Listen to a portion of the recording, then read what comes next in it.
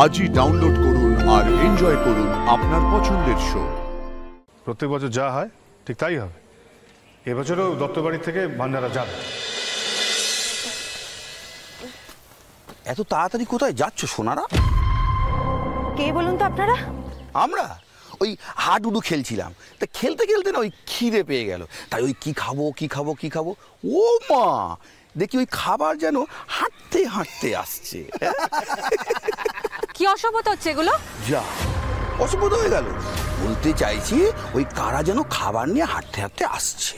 দেখুন, এতে এতে ঠাকুরের ভোগ আছে, আগে ঠাকুর খাবেন, তারপরে তারপরে সবাই পাবে। ও আগে ঠাকুর খাবে তারপর আমরা, তাই তো? Hey! Don't talk rubbish! Move! Move now! কি করছেন?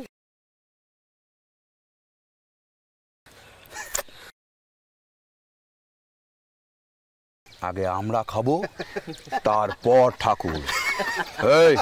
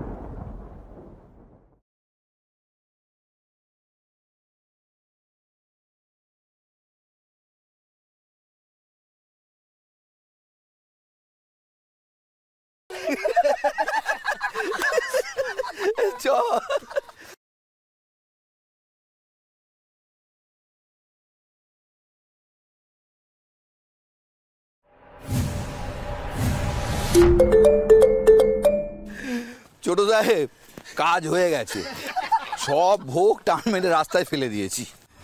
তাই? বাহ, সব ভোগ ফেলে দিয়েছিস?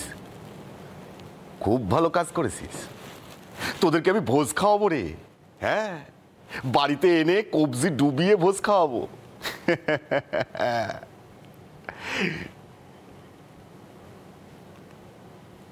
বাবা, তুমি আমাকে মাথা মোটা ভাবো তাই না? আজ বুঝবে।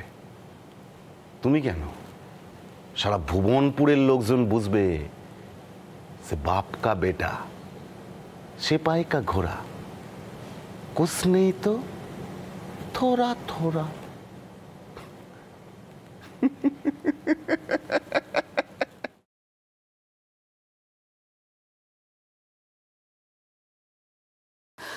সোম, পারো তুমি?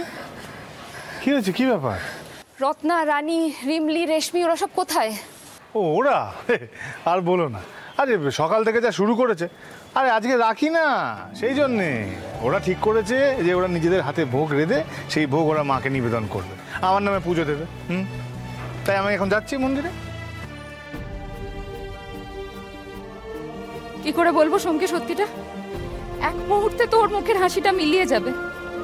ওর বোনদের ভালোবাসা পথে লুটিয়ে দিয়েছে আমার দাদা, সে কথা নিজে মুখে বলবো কি করে ওকে?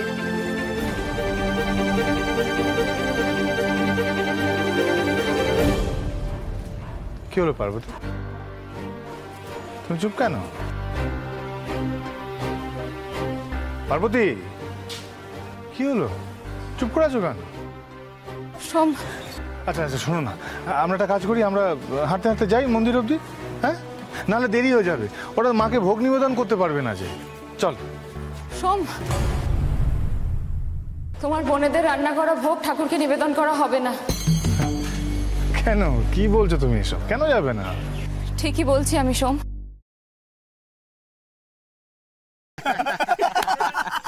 ঠিক হয়েছে, বেশ হয়েছে। চার বোন নাকি রান্না করে দাদাকে ভোগ দেবে, দাদা আবার সেই ভোগ নিয়ে গ্রামবাসীকে বিতরণ করবে। দেখ কেমন লাগে। ওদের সব ভোগ এখন না ওই রাস্তায় ঘোরাঘুরি করছে। যা ওই ভোগ উঠিয়ে নিয়ে যা। বাবা, সোম এখনো জানে না কার সঙ্গে পাঙ্গা নিয়েছে। এইটা হলো ছোট সাহেব। হ্যাঁ ঠিক বলেছো, ঠিক বলেছো।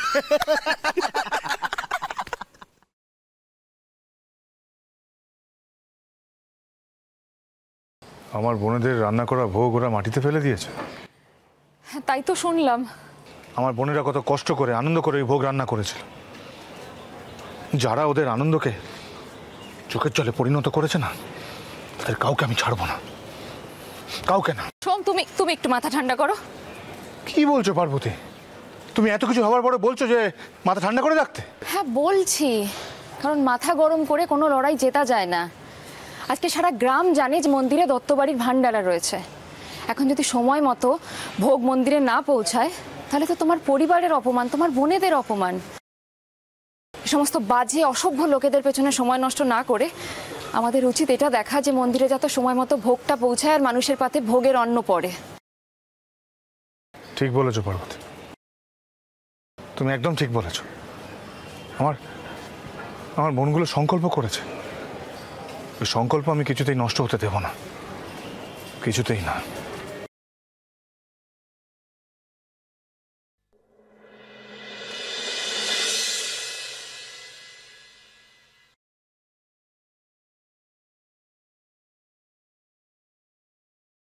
কাঁদিস না রানী, কাঁদিস না। কেঁদে কি হবে বল?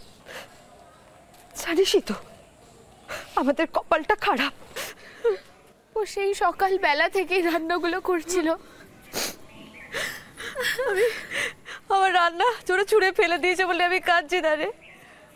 এটা তো ভোগের জন্য বানানো বল, দাদামণির মঙ্গল কামনা করে পুজোর জন্য করা। ওরা কেন শুধু শুধু আমাদের এত বড় ক্ষতি করলো?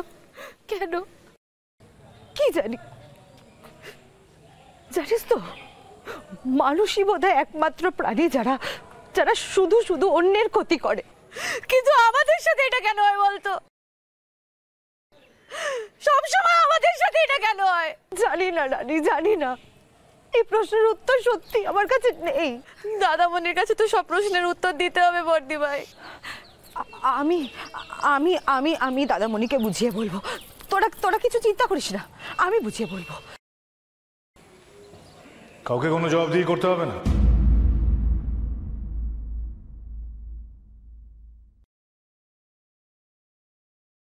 দাদামণি, দাদামণি ওরা আমাদের সব ভোগ ফেলে দিয়েছে। শুনেছি। ও দাদামণি, এবার কি হবে? কি আবার হবে? প্রত্যেক বছর যা হয় ঠিক তাই হবে। এবছরও দত্তবাড়ি থেকে ভান্ডারা যাবে। হ্যাঁ, পার্থক্য শুধু এটাই থাকবে যে প্রত্যেক বছর সোমেশ্বর দত্তর বোনেরা তার দাদার জন্য তার মঙ্গল কামনার্থে ভগবানকে ভোগ নিবেদন করে। এবছর সোমেশ্বর দত্ত তার বোনেদের মঙ্গল কামনার্থে ভগবানকে ভোগ নিবেদন করবে।